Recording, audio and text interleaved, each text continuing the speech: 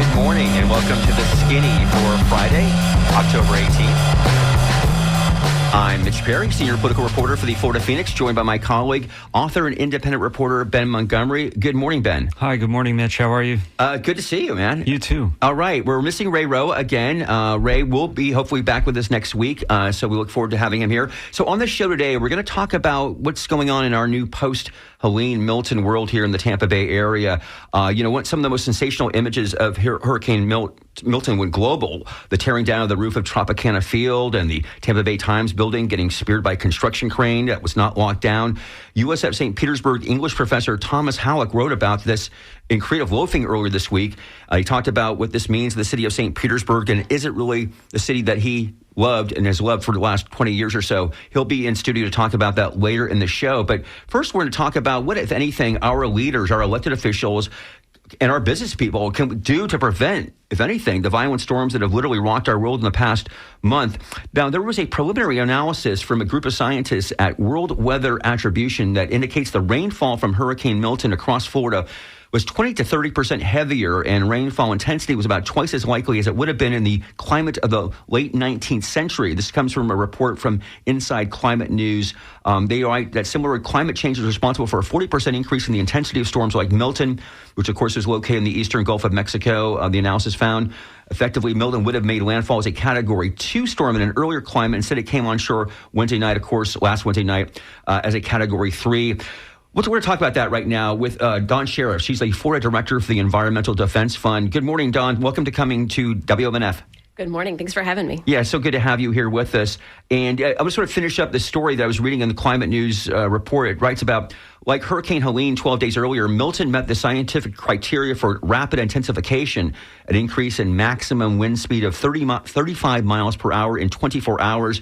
But Milton intensified at a truly staggering rate, while over the southern Gulf of Mexico, 95 miles per hour in 24 hours. Only two other storms, Wilma in 2005 and Felix in 2007, intensified faster in the Atlantic Basin, which of course includes the Gulf of Mexico, the Caribbean Sea, and the open Atlantic Ocean.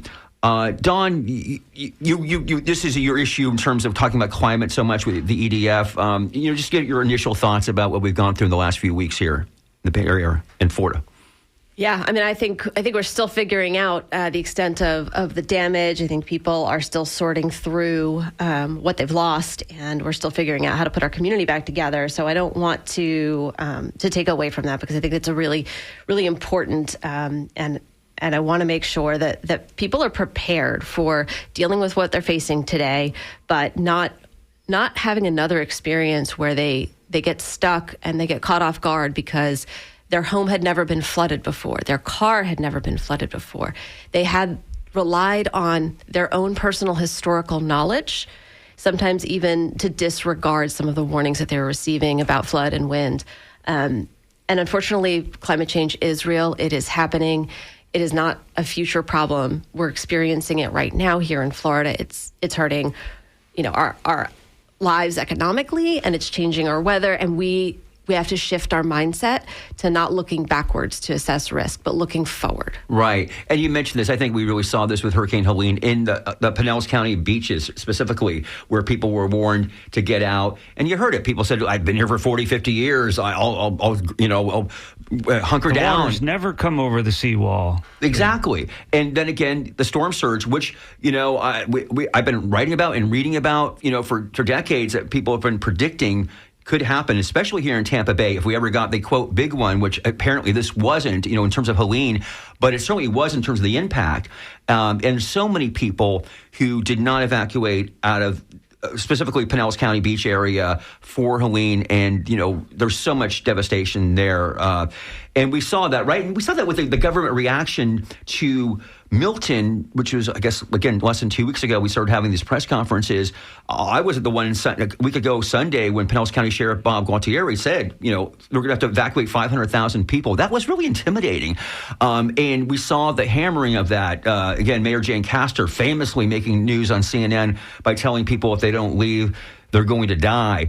Some people reacted strongly to that, like that's a little bit of an overkill, but there was literally people getting killed because they didn't move out. from 2 weeks ago. And right, I mean, this seems, if nothing, it's tragic that this is going to probably, in turn, well, again, the ramifications of people maybe not wanting to live here or selling their places now. We're seeing some of the reflection of that, but also just the idea that we saw that with Milton in terms of the run on gasoline before the storm came, right? The gasoline was at a serious, almost a shortage by last Tuesday, a full day before the storm. So lessons learned, but in a very sad way. Yeah, it's a high cost, and there's real trauma right now, right? And we know that there's a clamoring for return to normalcy so people can feel safe in their homes again, but we can't sort of wait for another set of back-to-back storms for lessons learned. We have to move now. We have to build things back at higher levels, more protective, stronger building codes. We need to elevate properties that are repetitive flood loss. Like, we have to do that now. Can and we it's do hard that? to think it's about very expensive, though, right? I know in Shore Acres, was a low-lying area, which is famous for getting stormed. That's really what they talk about doing, is the only way to make that not people get flooded all the time. And again, not even just with hurricanes.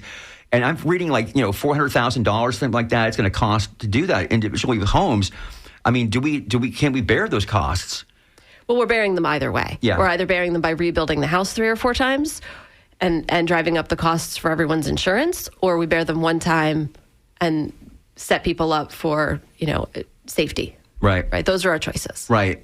We're speaking with Dawn Sharris from the Environmental Defense Fund. She's the Florida State Director here, talking about climate. We welcome your phone calls at 813-239-9663. There's so many stories out there in the Tampa Bay area of people being affected by these storms. And if you want to contribute, we'd love to hear from you. So this is, again, let's go stay with Helene for a moment. That was the story of storm surge, was the story of that storm.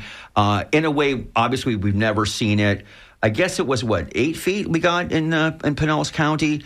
Again, that's what made the threat of, it's going to be double that for Milton. That didn't happen. But what did happen with the 8 feet, we're still dealing with, and we're, in terms of the ramifications, in terms of so many properties that have been damaged from that storm surge. And also in Hillsborough County, any places that were near water, that was the story of Helene. Yeah, I mean, look, we had 28,000 homes in Pinellas County's coastal areas that got flooded in Hurricane Helene, and we didn't take a direct hit. So we really have to understand that, it's not the big one. It's sometimes lots of hurricanes hitting in quick succession that can also take us down. So there's 3 things you sort of have to understand about the relationship between climate change and hurricane. First, the water, when it's warmer, it basically is just fueling the storm. It is adding vapor, it is adding heat, and that is making these storms bigger and more destructive. When they are bigger, they move slower, which means they can do a lot more damage. And then the third is, and the thing that I think really impacted us with Helene, is climate change causes sea levels to rise. We know we're up already about 8 inches from historic sea levels. So then you add in Tampa Bay, 8 Tampa inches Bay, in Tampa right? Bay. So then you have high storm winds pushing that water, and you're already 8 inches deep, or than you would have been without that kind of sea level rise adding to the storm. And this is something that one notices over a lifetime, sea level rise. And I think it's probably why we're so apathetic about climate change and the effects of us locally. A sea level rise is not the air assault of a head-on hurricane. But a head-on hurricane can show you what sea level rise does in a way that, you might otherwise not notice. And people like to think about climate change is happening in this very steady stream, this sort of parabolic graph.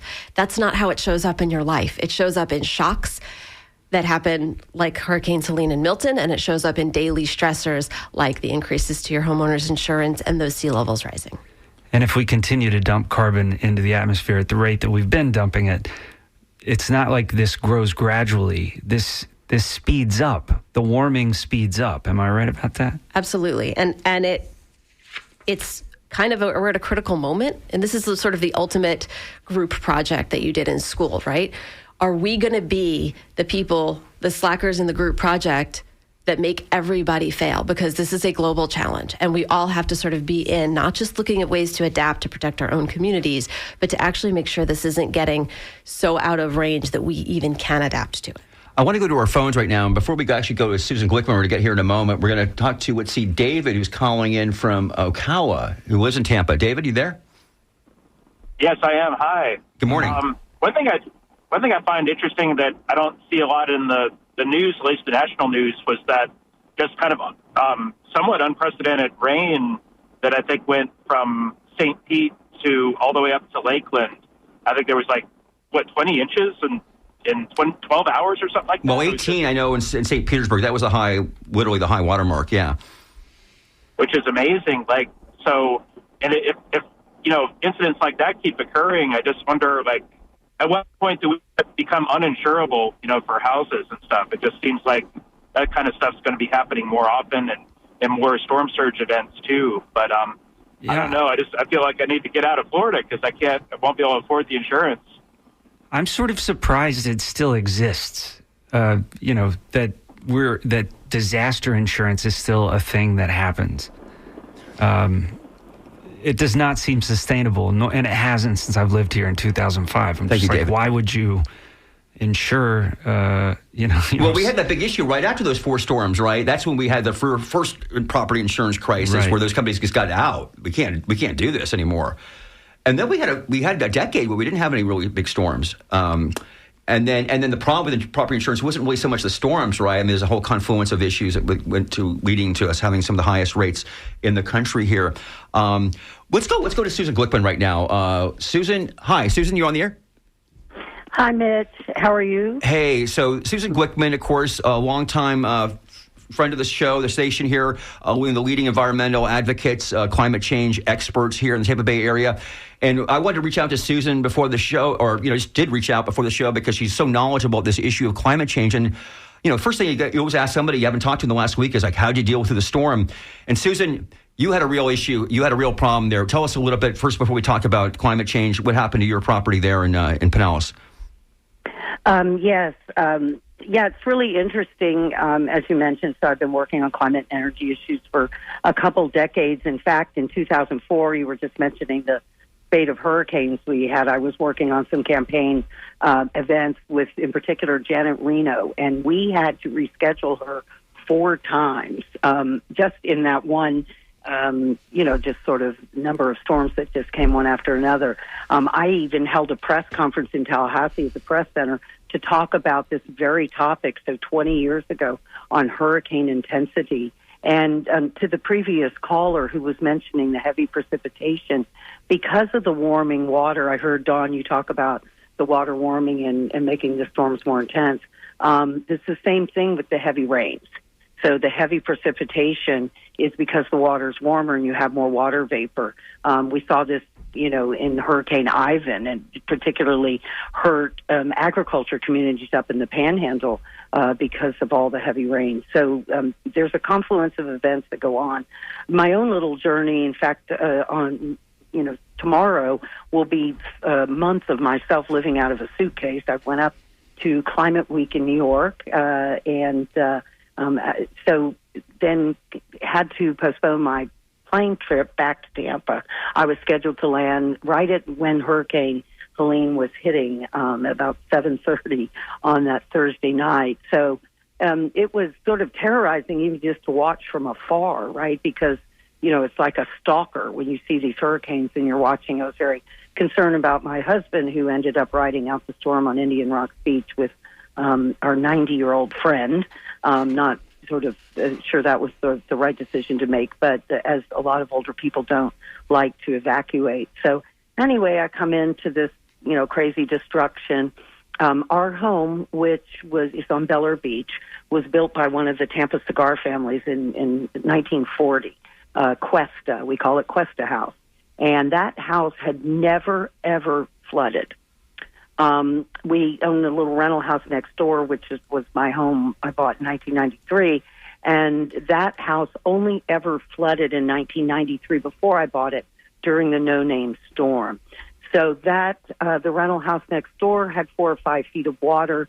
We've had to rip out all the drywall and it's just, kind of a total, pretty much a loss, although, it's a concrete block house and we can rebuild. And then our home had, I don't know, 1.5 feet. It's, you're not there, but based on the lines in the house of water. So, once that salt water touches things, that's pretty much a goner, right. especially anything that has fabric or whatever. So we're dealing with that. And then to add insult to injury, we evacuated with our 90-year-old friend and 10 miles inland to Largo for Hurricane Milton, which was more of a wind event, right? We had flood and storm surge. And a tree broke about midnight and absolutely smashed my car and damaged my husband's car. In fact, it was towed away about 9 o'clock last night. So it's an odd feeling to have been working on this issue for such a long time, and then to find yourself in it, and there's damage, and then there's damage. Right. So your home is unlivable, and your car was smashed, and so I'm happy to be here. It's therapy because, I'm sort of madder than ever. Yeah, indeed. And the politics and our current governor still denying. Yeah, Susan, let me bring you into that. And again, we're speaking with Susan Glickman from the Clio Institute. We have Don Sherris from the Environmental Defense Fund, Mitch Perry with Ben Montgomery here on the Skinny, 11:22 in the morning here. Ron DeSantis was asked yesterday in Sarasota about this references to climate change. This is his quote. He says, I think you should, let's see here. He dismissed people worrying about climate change as following, quote, a religion. He said, quote, the chance of me virtue signaling for people in the media is zero, so do not count on that. I don't subscribe to your religion, and it's just a tired refrain in song and dance. I get you have an agenda. I understand that. He's saying this to the reporter who asked him about. He added, I think you should be more honest about what that would mean for people, taxing them to smithereens, stopping oil and gas, making people pay dramatically more for energy. We would collapse as a country. This is DeSantis. He continues. So this whole idea of climate ideology driving policy, it just factually can't work. And so in Florida, our energy is going to be affordable and reliable. That's what you're going to do. That's the only way you can adequately respond to things like we just saw with the storms to get people hooked back up. I know, Don, I don't know if you want to weigh in at all. Yeah, look, I mean, I think there's political conversations, but then there's the lived experience of people in Florida, 90% of whom acknowledge that the climate is changing, and there's massive support for people to do something about it, right? We're not talking about Santa Claus. You don't have to believe in it for it to arrive, right? So the question is, again, what are we going to do? What are the solutions that we can advance? And I think that's where the focus needs to be. Everything else, frankly, is noise that does not help Florida families. Susan, let me ask it to you this way. I know you're critical of the fact that we rely on our energy, 75% natural gas. You've always been a big advocate for solar here. How much can we accelerate that, though, to decrease our usage of natural gas here in Florida? Well, first off, the governor is just factually wrong. So when he says that it's going to cost more, and he says making people pay dramatically more for energy, that's just not true. Energy efficiency has always been cheaper, than gas or coal or any other sources of energy. And Florida is at the back of the pack. In fact, our biggest utility in the state, Florida Power and Light, is 52 out of 53 utilities nationwide in offering energy efficiency, because they make money both by building power plants and transmission lines where they get a rate of return on their capital expenditures, but they also own a pipeline. NextEra and Duke own a pipeline that goes from Alabama to Orlando, so it's sort of the fox watching the hen house, so they have invested as much as they can in gas. Our power network in Florida, of all the power networks in the whole country, got worse in 2024 than it was 2023 because of this over-reliance on gas. So it is cheaper. Solar is cheaper than gas. Energy efficiency always was cheaper. So he's wrong. Mm-hmm. Also, isn't it true that these investments would be far less than what we're going to pay on the back end if, with the ongoing devastation from the effects of sea level rise and a warmer planet? So a lot of folks saw there were some images of a Duke solar field that a tornado hit, right? There was some damage. But what was fascinating to me was that like 40% of that plant was still generating energy. If that had been a gas plant that got hit by a tornado, it would have been operating at 0%. And Susan's exactly right. These are false narratives that we need to be, reliant on fossil fuels to be cheaper. Solar is 15% less costly than a gas plant to build. So why are we building new gas plants? And what are we doing? I know, Susan, TECO and Duke, I don't know about FP&L, and they're not in our range here, so forget about them for a minute. But a couple of years ago, they really, I know it's because the price went down on this. So we heard a lot of hype from Tico and Duke about more solar investments. But was like a one-time thing, or like, are they continuing to go on those lines, or? Well, they've done quite a bit more solar than they used to. I mean, it's, these are, degrees of things. Everything's sort of relative. I mean, if you look over the decades, they have done everything they can in their power to block families and businesses from having solar on their roof, right? And then the cost of solar's come down, 90% in the last decade, and I'm separating out sort of rooftop solar from what we call utility scale solar and these solar farms, but it's all cheaper than gas. And think about things like transmission lines, right? The old business model was you do a big giant power plant 100 miles away and you run the energy through transmission lines. Well, you have a loss of energy and efficiency in the transmission lines themselves. So let's put solar on your roof, right, where you're using the power, right where it's being generated. So it's a much more efficient system, and more and more people are getting batteries. And like solar itself, battery costs are coming down.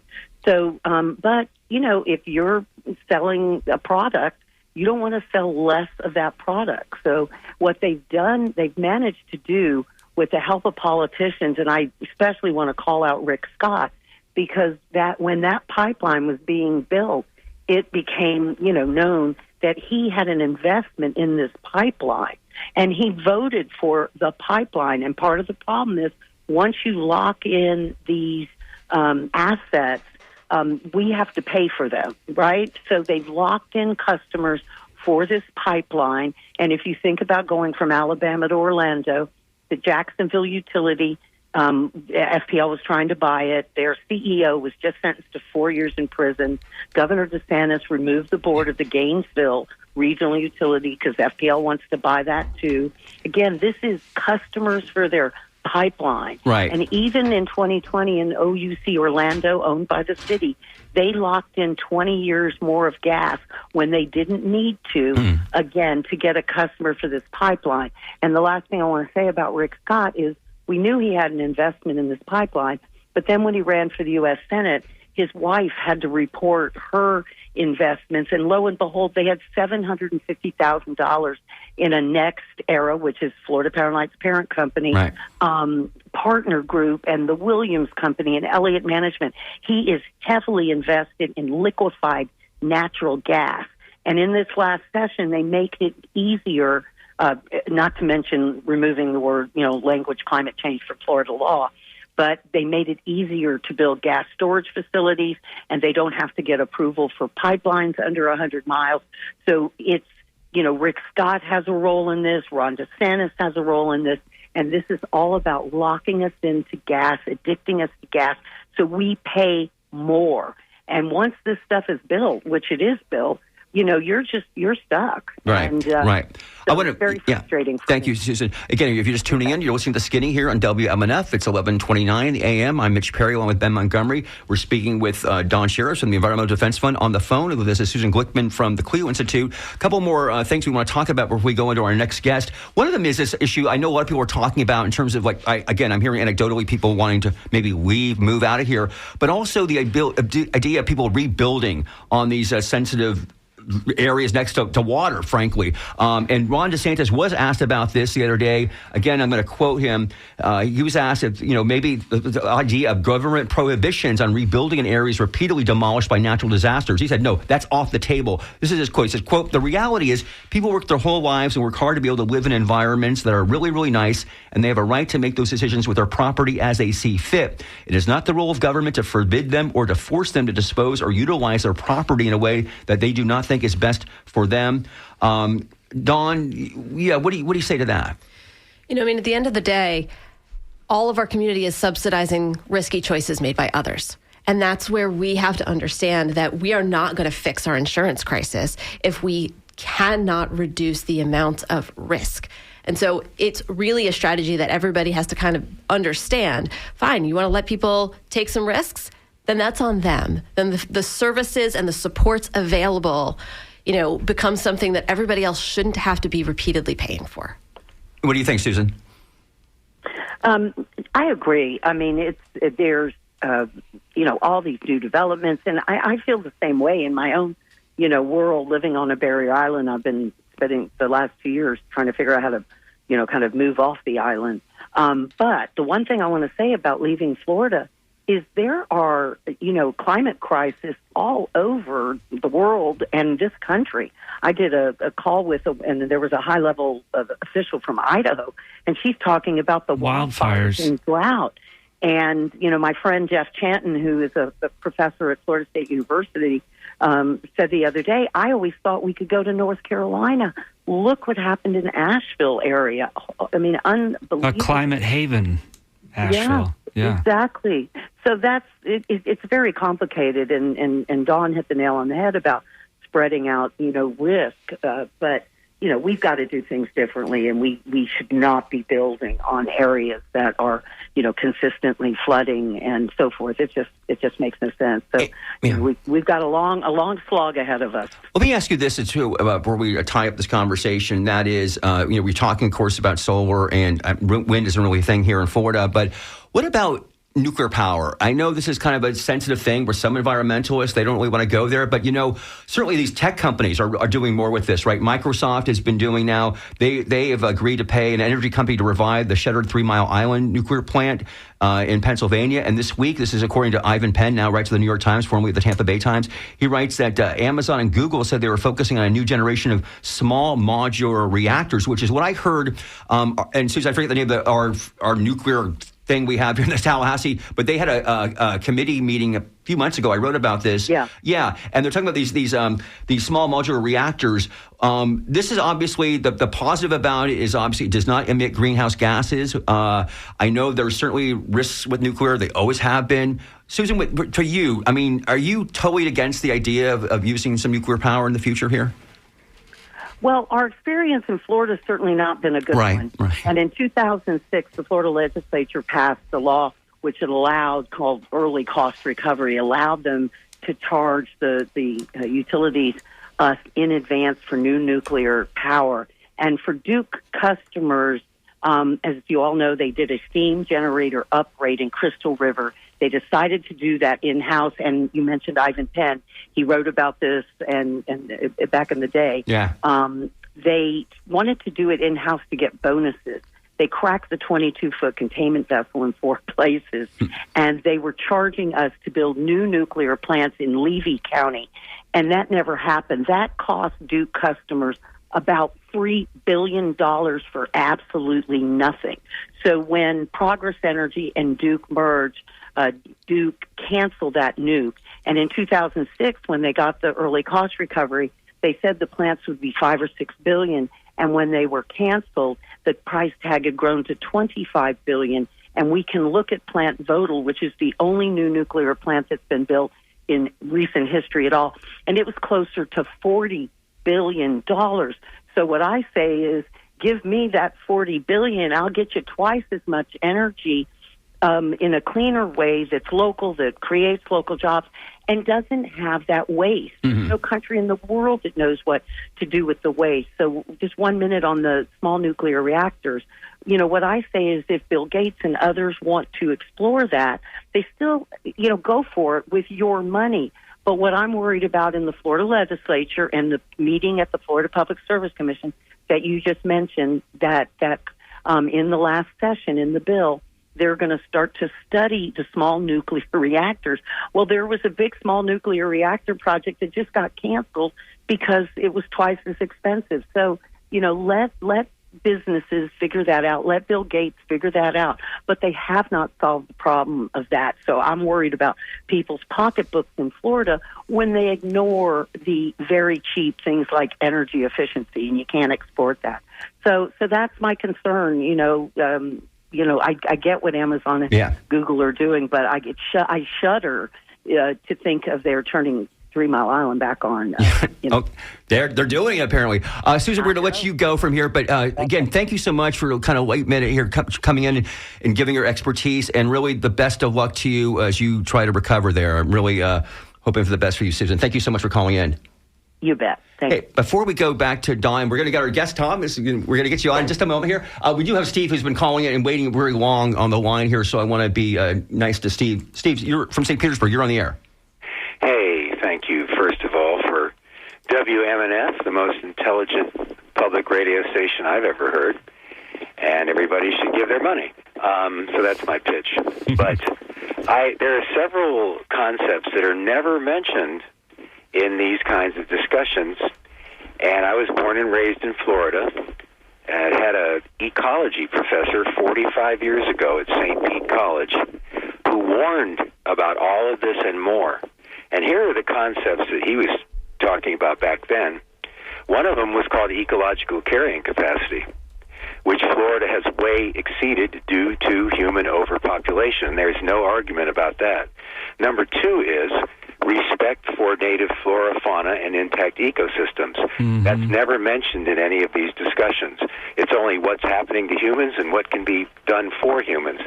Number three is the precautionary principle, which is that you don't allow tens of thousands of people to live on barrier islands in the path of storms. And the fourth or fifth concept is intelligent planning, which we don't have here. So essentially, by allowing the state's population to grow, by allowing the development to happen, we've put millions of people in harm's way.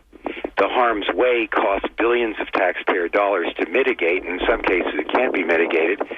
So talking about some of the issues I've heard on the show today, it's almost like you're on the Titanic and you're discussing which way the deck chairs will roll when the ship finally sinks. The simple fact is there's too many people in Florida. We've killed about 90% of the native flora, fauna, and intact ecosystems in 100 years. And unless these discussions start including the issue of population growth, development, ecological carrying capacity, and whether we Floridians want to be the tip of the spear for a human-caused mass extinction event, which is happening right now, the sixth mass extinction happening right now only because of us, then these discussions are not really totally intellectually comprehensive or honest. And I'd love to hear what you have to say about that. Thank you, Steve. Thoughts, Dawn? Yeah, I mean, look, it's recent events, right? So we know that things like mangroves are really important to slowing down storm surge, right? This is a natural asset we've already got in Florida. And yet we have struggled to protect them because people are more concerned about having a view from their property than to protect their property from flooding because they really don't understand that. We had proposals just a few weeks ago of, putting pickleball courts and hotels on barrier islands that are already protected state parks. That's the opposite of what we should be doing. We should be doing an immediate inventory of our nature-based infrastructure and a strategy to make sure that at bare minimum we don't destroy the pieces of protection that nature bountifully gives us in Florida. And that's kind of your sort of low-hanging fruit of things that you can immediately do to reduce risk. We're going to leave it there. There's so much more to go on to. We've got so many great texts coming in here, but we do want to pivot to our next guest. So Dawn Scherus, Florida Director for the Environmental Defense Fund. Thank you so much for coming into the studios of WMNF this morning. Thank you. And I would ask folks to go visit floridasclimatefuture.org because you can really get a vision of what's coming next. So we're no longer looking backward. Thank you, Dawn. Dawn. All right. We're going to stay with the hurricane in terms of what had happened to our community here with our next guest, and that's Thomas Halleck, who is a professor at University of St. Petersburg, University of South Florida at St. Petersburg. And Thomas, let's see. I'm going to try to move over so I can actually see you here because I want to see you. So Thomas, I wanted to get Thomas on the show because of this column they wrote that posted, I think, Monday in Creative Loafing. And it was about the city of St. Petersburg and, what happened with Helene and what's happened to the city of St. Petersburg itself through these storms in terms of, you should explain it, Thomas. Thank you so much for coming to the Skinny here this morning. Hey, thanks for having me on. Great to be on WMNF. The story I posted in Creative Loafing went viral. Kind of surprised me, shocked me. I think it really struck a nerve, and it's gotten a lot of response. And it was immediate feedback, almost visceral, on the crane landing on the 46-story crane landing on the side of the Tampa Bay Times, and then the roof blowing off the Trop. Right. Yeah. And my first thought was, dag nabbit. What's happening to my home? What's happening to my city? And what are we doing, and why are we letting it go away? And it kind of brought to mind an academic concept, solastalgia.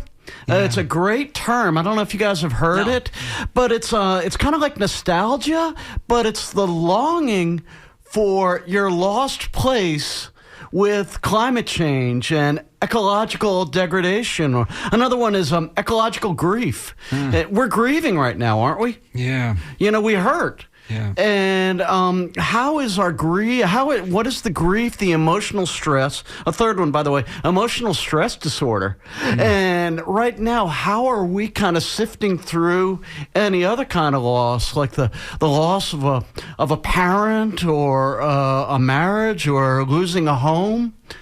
Yeah, let's talk about, I want to read an excerpt from the piece that you talk about the Tampa Bay Times, Ben's former employer here. I'll quote, for longtime residents, the image of the Times crushed by a crane carries an added weight of sorrow. Over the past 2 decades, we have watched our once proud local paper slowly wither. With each budget cut, death, or forced retirement, the paper has failed to replace a performing arts critic, media critic, music critic, outdoors editor, award-winning feature writer, and so on. Entire sections have vanished. The one-time daily is now a twice-weekly with a paltry online app that, for some reason, cannot remember I have a subscription. Even with Florida stories, the Tampa Bay Times no longer serves as my go-to source. As Helene and Milton barreled across the Gulf, I follow the news through another Times, the one in New York.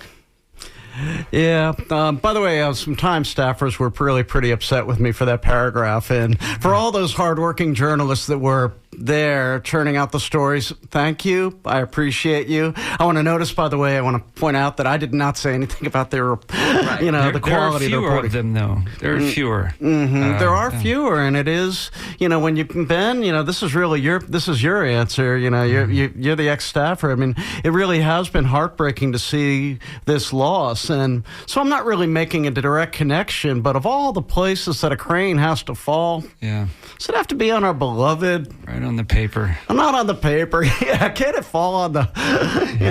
Right. Well, but let's talk about that though, and you both you guys. Let's talk about that because we glanced about it over the years. I mean, to me, in my 20-something years here in this community, the Tampa Bay Times has been. As historically in media, the newspaper and the newspaper record is the one where the TV stations go to, the radio stations kind of take stories off of.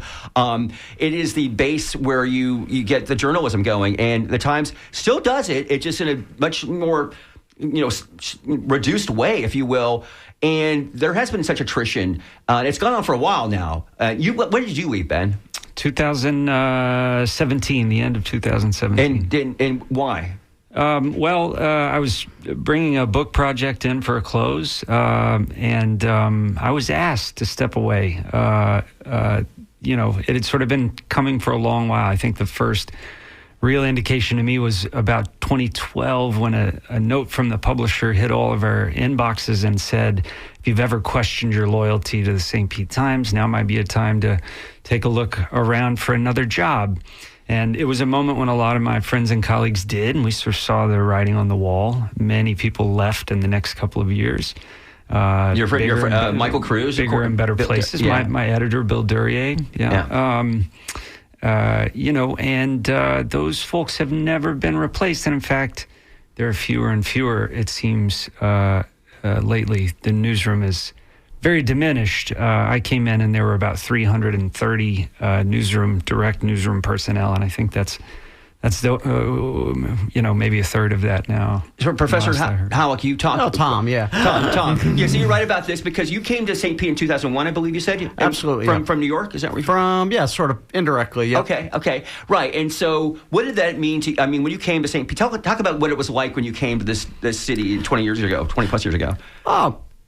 Honestly, it's hard because I'm going to romanticize a little bit, but when I moved to St. Pete, there were two reactions. Like, why are you moving to St. Pete? There's nothing going on there. Yeah. But at the time, for the first 10 years or so, from about 2001 to 2011, it was a city where you could really do things on the cheap and really supported things like, the Globe Coffee House, legendary place, Joellen Shilka's place. She's on next, isn't she? Indeed, nice promo, yes. Yeah, hey, there she is. Globe Coffee House. There were artists, there were makers, there were bands, there were writers. I actually was at an in-between time in my own career. My academic career had kind of stalled, and because of the low overhead, I could focus on the things you needed to do. I could focus on my writing and not making rent.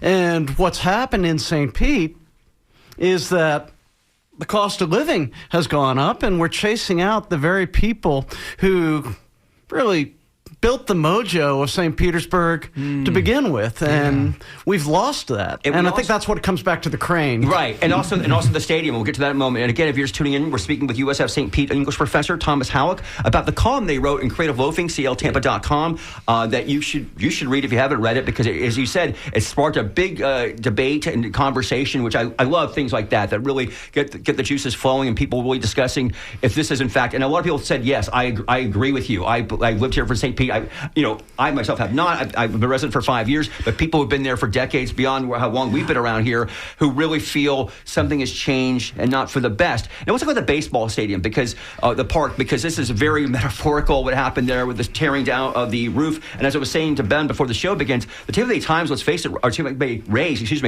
are in a real pickle right now because, of course, they've just got funding for their new ballpark that's supposed to open up in 2028, but they are not going to be able to play in St. Petersburg next year, and they are scrambling right now to find a facility to play in, whether it's going to be in the Bay Area or elsewhere. It may just be a minor league park, which is going to do havoc on their finances, and it's a real mess. And, of course, that was beyond their control, this storm that happened, but the lead into this vote we've had this past summer, it was a 5-3 vote, I think it was. And it was in certain quarters of the city, it was heated debate, and people wanted certain things. Like I know we had the advocates or the critics on here who said, we're not against the stadium. We just want this to be a better deal for the taxpayers and also for the community. And I think that some of those folks don't think that's what happened here. And so talk about that in terms of what the stadium is meant to you. Oh, yeah. If I recall, the Skinny did a really good hour-long show on the stadium debate. Yeah, $1.3 billion minimum. I mean, that's the number on paper. It's probably going to be a lot more. In terms of public subsidies, it's the city is kicking in $287.5 million. The county is kicking in $312.5 million. That's a lot of money. And even supporters recognize that at a strictly actuarial level, as a financial level, it didn't make a lot of sense. And I think now with the storm, with other priorities announcing themselves, sewage, transportation infrastructure, resilient shorelines, habitat restoration, this 1.3 for a stadium really looks like sheer folly.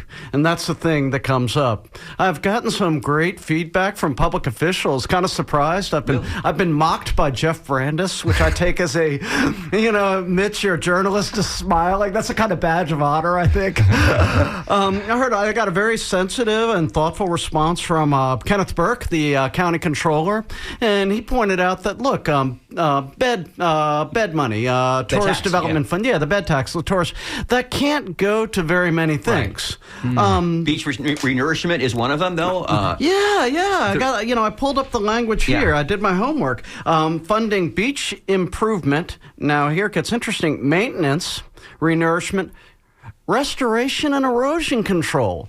So instead of just sort of pumping the sand onto the beach and making these artificial beaches, let's put some mangroves. Let's put some living seal. It seems like that would fit the criteria of the bed tax. Yeah. And also, of course, the issue is going to be, now that money is already put away there, but in terms of our tourism in Pinellas County for the near future, looks really weak right now, right? I mean, as I was saying again before the show, those hotels, nobody's going to be renting out in motels in Pinellas County anytime in the next half year. I think I saw some story, maybe it was like St. Pete Catalyst, about how they're like, we're coming back, and don't sell us short. I get it in terms of, yes, we're resilient and all that, but if you've been out there, it ain't happening anytime soon, and which you should be realistic about that, I think. Without the beaches, there just isn't that much reason to come to Pinellas County. I hate to tell you. Come on. A little harsh, but that really is. I think Camel McGrath has this great poem about the beach being our one institution in Florida. It ends, what is it? I'm a happily married man and I sunburn easily. Hey, I've never liked the beach. We were talking about this just for a second on the way. I've never really loved the beach. I don't get it. You're just asking to sit in the sun. I can do that anywhere. I'm not sure the view is. I mean, it's a nice view, especially when the sun sets. I wear glasses, and I could never have the cool sun. I would much rather be in a swamp. I went from scrawny to pudgy, with nothing in between. So I never had the beach body to show off.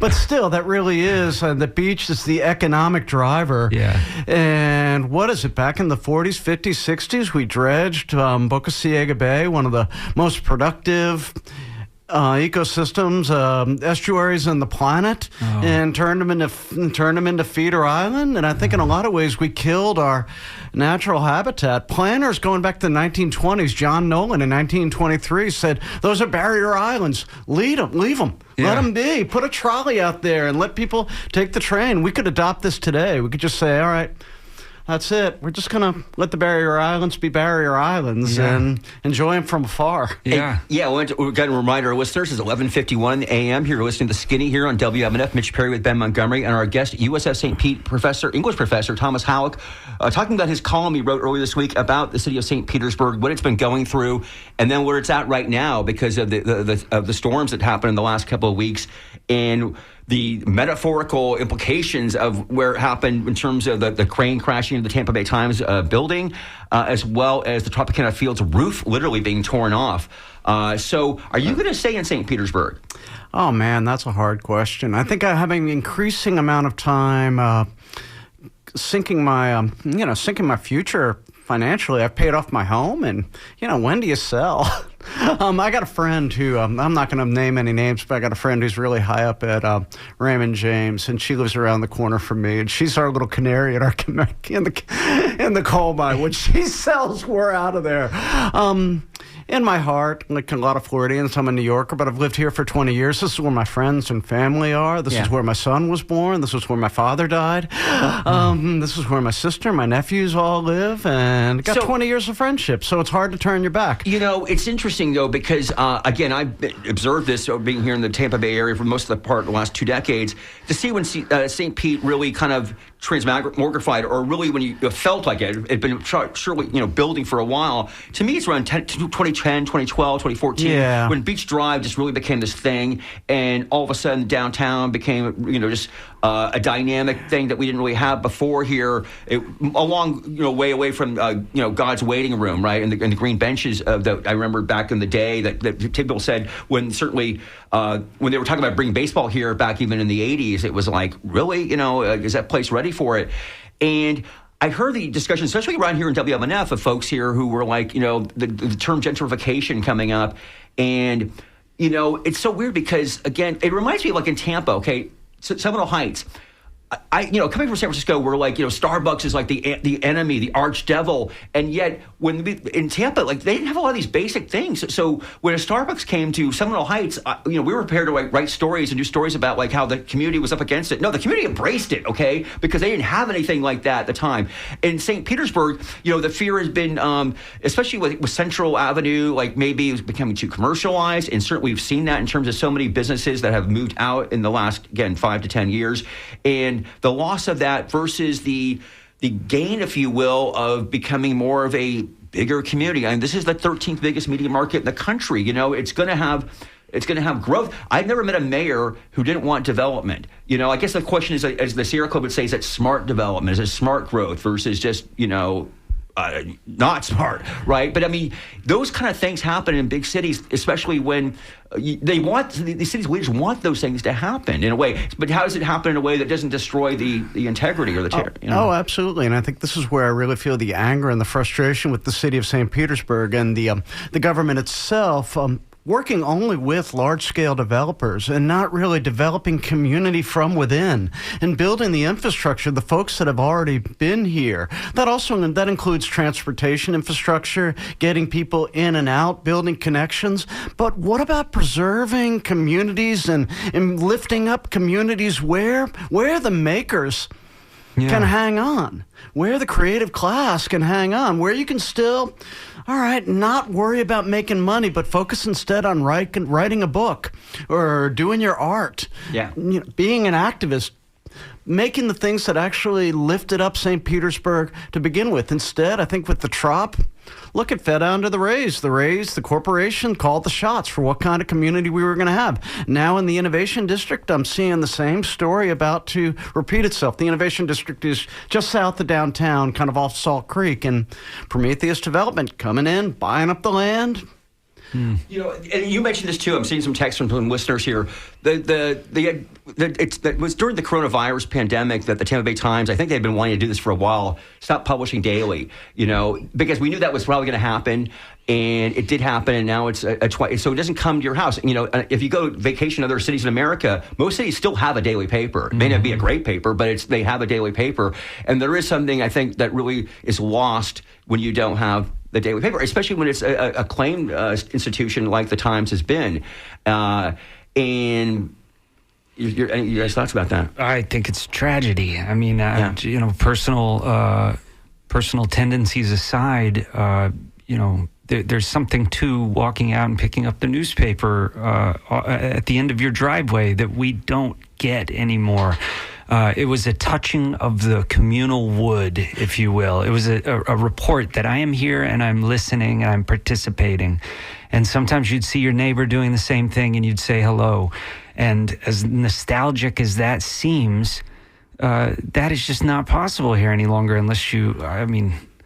I don't know if your mailbox is out. I don't know. It doesn't happen in the same way. Online is not the same. There's nothing like a cup of coffee, sitting down with breakfast, slowly waking up with the newspaper.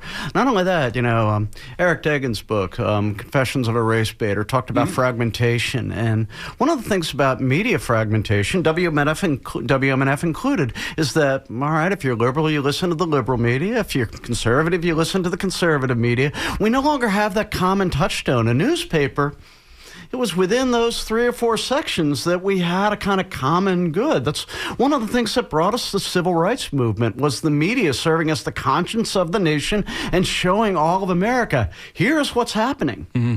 And when we don't have that common repository, that common ground that the media serves, we lose the conversation and the center doesn't hold. Yeah. Again, here we just got a couple minutes left to go. Let me just read a couple of these texts if I can, because they're coming in hot and heavy here. Let's see here. Stadium. Let's see. SF and its Stadium Development Initiative is the harbinger of things to come.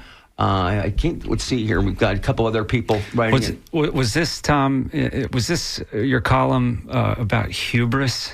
In sort of the Greek sense? I think so, absolutely. My friend Jeremy Bundrick, who is a classicist at USF, said it was sheer hubris. And absolutely, we need to take a step back with our city. I was talking to 2 climate scientists yesterday. I said, what should we do about global warming and climate change? What do we do about the storms? And they both said simultaneously, retreat. Retreat, yeah, which they didn't have a problem with back in the day before we started building things, right? I mean, early man could pull back from the coastline when it crept in and just relocate upstream.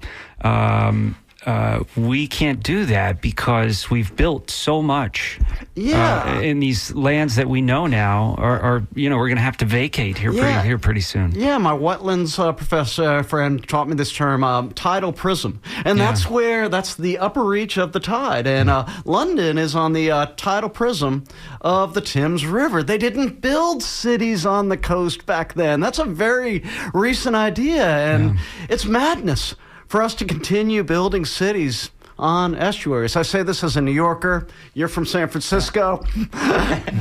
Guilty as charged. Indeed. Oh, I think we're going to wrap it up here. Thomas Houck, thank you so much for coming in and talking to us. Again, we really urge people to read your piece if they haven't. CLTownPuck.com, this is where they have to go see the story. Yeah. Mm-hmm. Any keywords to put in there? Pick up a copy. Yeah, pick up a cup of coffee there. Yeah, but Okay, great. All right. Well, Tom Howell, thank you so much for joining us. I want to also thank on the program today, of course, we had Dawn Shuras. She is the Florida State Director of the Environmental Defense Fund. And also Susan Glickman from the Clio Institute also called in. And we really appreciate her insight, as always. We're talking about climate changes and also wish her the very best in her own situation there.